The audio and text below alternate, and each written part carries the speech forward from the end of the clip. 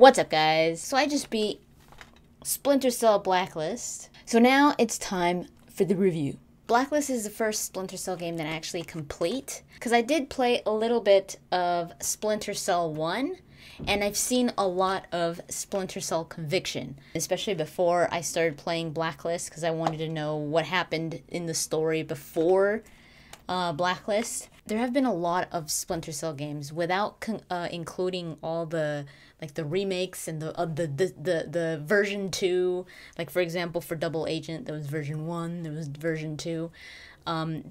Splinter Cell Blacklist is, I believe, the 7th game, if you don't include all those versions. Splinter Cell Conviction had been released in 2010, and Ubisoft does say that this Blacklist is going to be the last Splinter Cell of this generation. So we may not be seeing Sam Fisher for another while. They didn't say that they're going to stop completely. They didn't say that this is the last one, but they did say it was the last one for this generation, I believe, was the actual words that they said. So since this series is pretty big, I was kind of intimidated going into it because I had never played it before. Before Blacklist came out, I did, like I said, I started playing Splinter Cell 1, and it hasn't aged very well, but it's not that bad, especially if you play the Splinter Cell trilogy, the HD collection. Now, I've heard a lot of fans of the series saying that the previous Splinter Cell games, especially the ones, the more recent ones, that they had kind of pulled away from the stealth aspect. I mean, without even playing the previous games, I could tell you that Blacklist is a lot about stealth. I mean, that's the major concept is it's stealth. It's a stealth game. Now, you could play Splinter Cell Blacklist in 3 different modes, of course. You could play Ghost, Panther, or Assault. Ghost is pretty much not being... You're a ghost in the shadow. You don't get detected. And some people go to the extent of saying if you want to go Ghost, you can't even, like... you can't even touch the guards. You can't even go up to them, and you can't even knock them out. But other people say that that it's okay to knock the guards out as long as it's not lethal. As long as it's just to knock out, you're still going Ghost. But the point is not to be detected. I have some footage on my channel of me trying that. Now, I have to say this, I did beat the game on Rookie. Like I said, I'm not very good at these types of games. I'm not a big shooter person.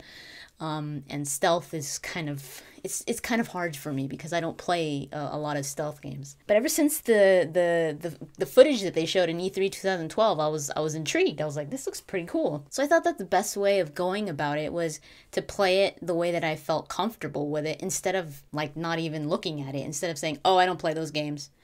But I wanted to at least try it, and so I played on Rookie, and I'm not ashamed of that at all. I know that I would probably rage quit the game if I was playing on like super hard or whatever. Because I mean, even on Rookie, I had some challenges. So going back to the different types of modes. So there's Ghost, and then there's Panther, which was my personal favorite. That mode is pretty much that you're in the shadows, but you could kill people. You could use sniper rifles. You could lethally take people down through melee. But you still have to stay hidden. Like, you could take out a full room of guys. Like, you could kill them all. And the last guy standing is never gonna know that the other guys are dead around him. So that's what Panther is. So you're lethal, but you're still hidden in the shadows. And you try, if you kill somebody, you want to hide them so that nobody even knows that guy's missing. And then, of course, there's Assault, which is also pretty hard, because the game is so focused on stealth.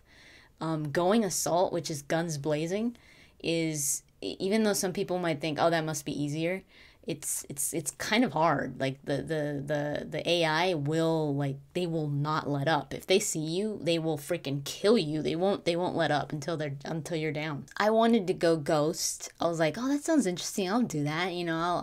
I'll give that a chance. But as soon as I saw that silenced sniper rifle, I was like, okay, so Panther it is. As soon as I see a sniper rifle, I'm like, yes. The thing about the game is that you don't just choose one mode and go that mode the whole way.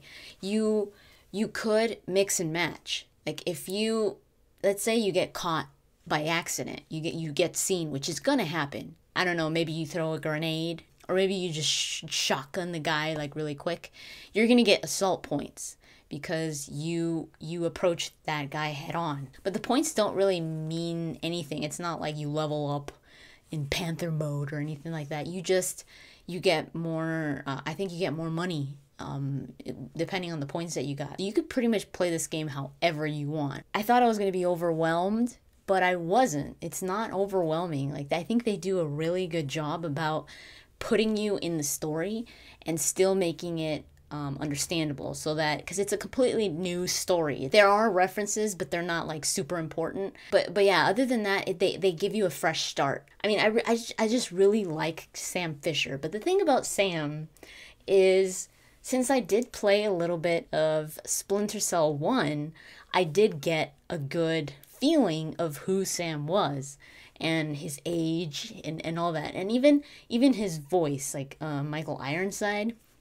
I know a lot of fans, hardcore fans of the series, were really let down that Ironside wasn't coming back for the voice of Sam Fisher for this one. Someone was telling me that it was his choice, that he was the one that backed away from it. But the voice that they got for Sam Fisher and the way that Sam Fisher looks in Blacklist doesn't really fit, because it almost feels like you're playing a prequel. Like you're playing something that happened way before Conviction, like way before the other games, because Sam looks so much younger.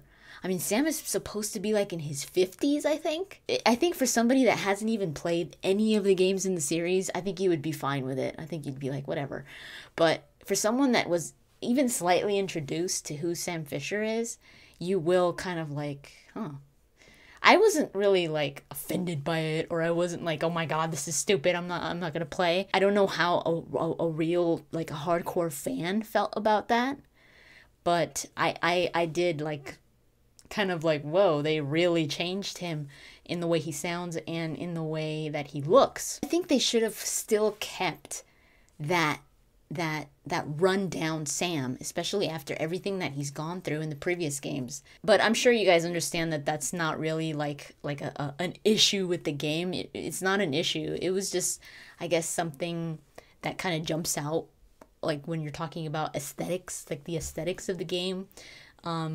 You know, where you're just kind of like, where you stop and just look at the character a lot. I don't know if you guys do that, but I do. I'm like, you could upgrade your weapons.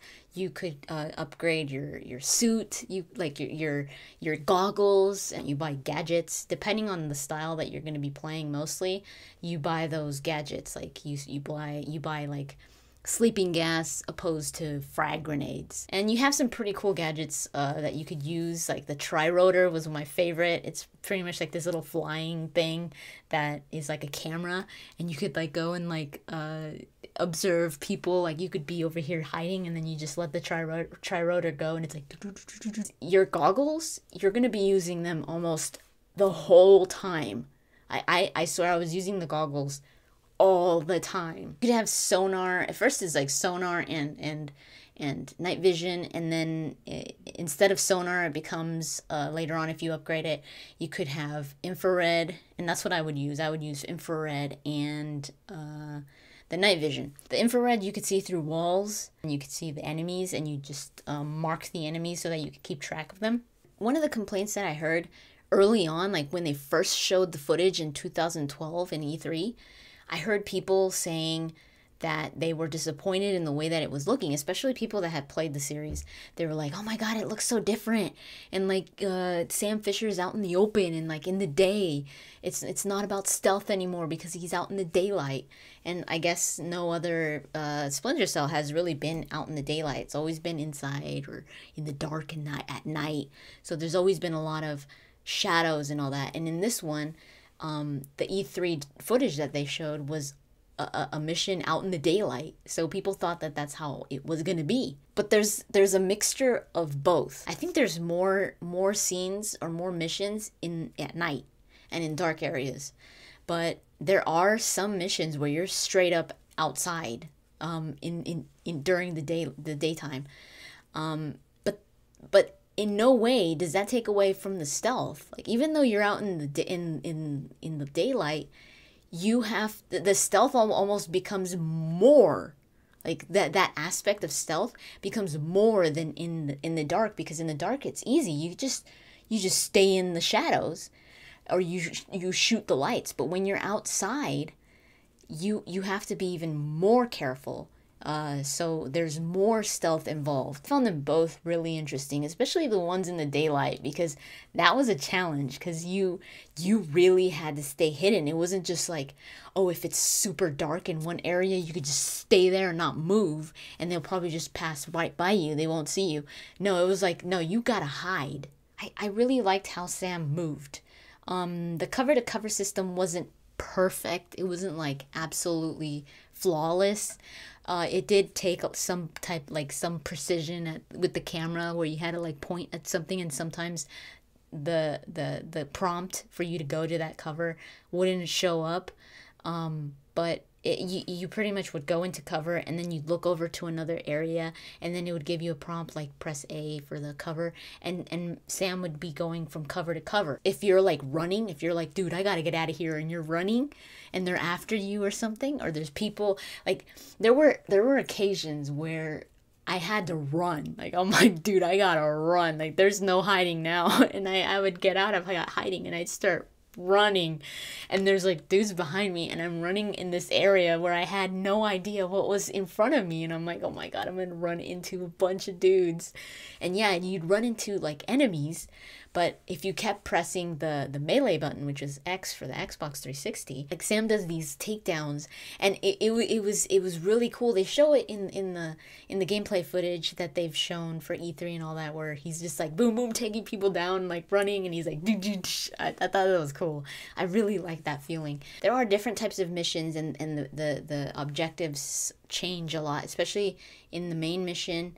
The main missions were like by a red dot, and then the submissions, like the side quests or the side missions, were like a little like a green bluish dot. And there were also I think they were called dead drops or something like that, where I think it was the server, like the Ubisoft server, they would put missions on the SMI, which is like your map, where you would go and like you could upgrade your weapons, you could upgrade your suit, you could launch missions. You go in there, and then every day there would be like a little yellow dot somewhere on the map. Then you click on it, and it would give you a summary of what is going on in that scenario. And they'd slightly give you hints as to where to look on the map, because they wouldn't tell you exactly, go here and do this. It would just say, check the SMI. This person went to a place that is really cold, and it's like snowy or something like that. That's just that's very simplified. It didn't say anything like that, but it, for example. And then you'd go on the SMI on the map, and then you'd be like, let's try Alaska. And you'd move over to Alaska, and then another yellow dot would appear. So those missions were only on the SMI. You didn't have to go on like physically on a mission. But I found them really interesting. Like, I always wanted to do one, but it was one per day. So they give you like 24 hours to complete the task, or to complete that mission, which give you, I think it was like maybe 4 or 5 times where you'd have to check the SMI. They're not that hard, but you do have to kind of think, which I liked, because I was like, the way that they would give you the little hints of where to look on the map. The side missions consisted of like solo side missions, co-op and solo side missions, and then co-op only side missions. Sam Fisher was working with a team, so each character would give you a mission. For example, Briggs would give you just co-op missions, and I did try the co-op with my brother, and I had a lot of fun with it, actually. Even if it was split screen, I mean, we hate split screen. It was kind of hard to get used to with the split screen, especially when you would use your goggles. Like, when I'd use my goggles, my brother didn't use his goggles, so the screen was like half green, and then the other half was like fine. It was kind of weird, but you got used to it fast because it was fun, because you were like really into it. And it was funny because we'd split up and then he'd get caught and then everybody started to shoot around and I'd be like, man, this is your fault. And he's like, no, dude, like, it wasn't my fault. It was your fault. And one point it was pretty funny because we were like really quiet and he's like, I'm gonna take out the dog. And I'm like, okay, but do it quietly. And he takes out the dog and then later I'm like trying to reach my objective and then we hear over the radio, hey, I found a dead dog. And I'm like, but yeah, we had so much fun with it. I think they did a pretty good job with the co-op. I also tried the multiplayer. I have a separate video where I talk about my thoughts on the multiplayer and what it's all about. So I'll put a link here so you guys could go check it out. The game did have some glitches. They weren't horrible glitches, but some of them were pretty bad, and they had to do with the audio. Man, don't mess with the freaking audio because I'm gonna get pissed because you can't hear what they're saying. At first, I was using like these old little headphones that I have. I have headsets, but you know, I don't know. I use these a lot. And then all of a sudden, I started in parts.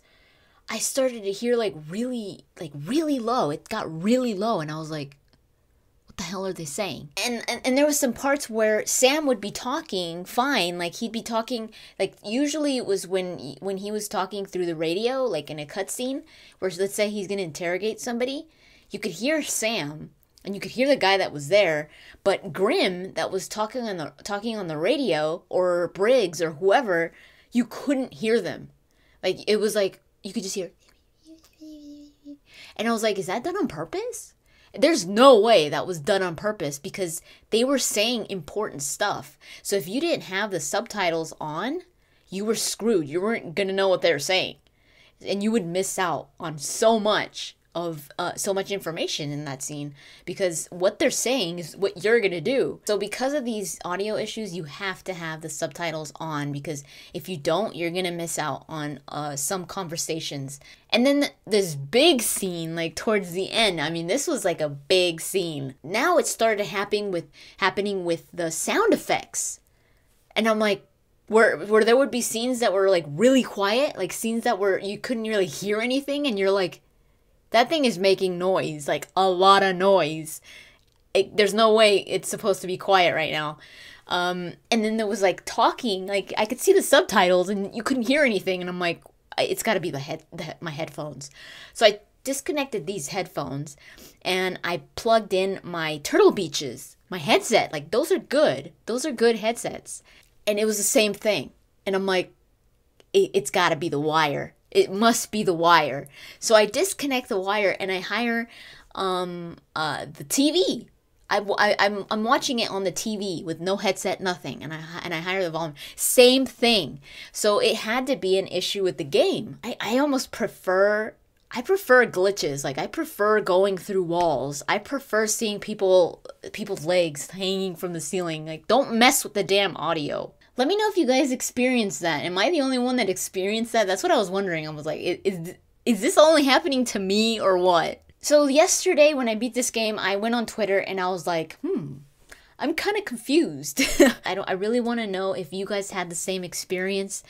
But I'm not going to talk, since this is spoiler free, I'm not going to talk about it here. So for those of you that have beaten the game and know about the ending and all that, click on this annotation and I will be talking about the ending in detail in this video, so you guys could comment about the ending in that video.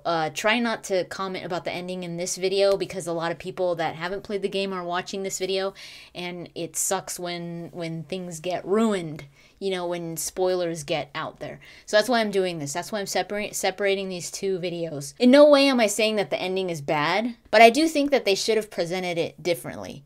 It was a little bit misleading, but it quickly resolved itself where you're just like, oh, okay. And then, you know, like that type of feeling like, well, okay, why did you have to make it so complicated in the first place, you know?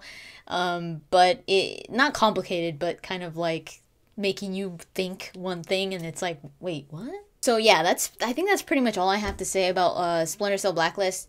I enjoyed it. I had a good time playing it. This game is actually considered an action adventure stealth. The story does feel like a shooter because it's about war and you know, that kind of stuff, but it doesn't have a lot of shooter gameplay aspects. If you have never played any of these games and you're like, oh, I've never played a stealth game, maybe rent it, because I found it very fun. I had a really good time playing it because that stealth feeling, like you're like hiding, and then especially when you use a freaking sniper rifle. I love using the sniper rifle in games.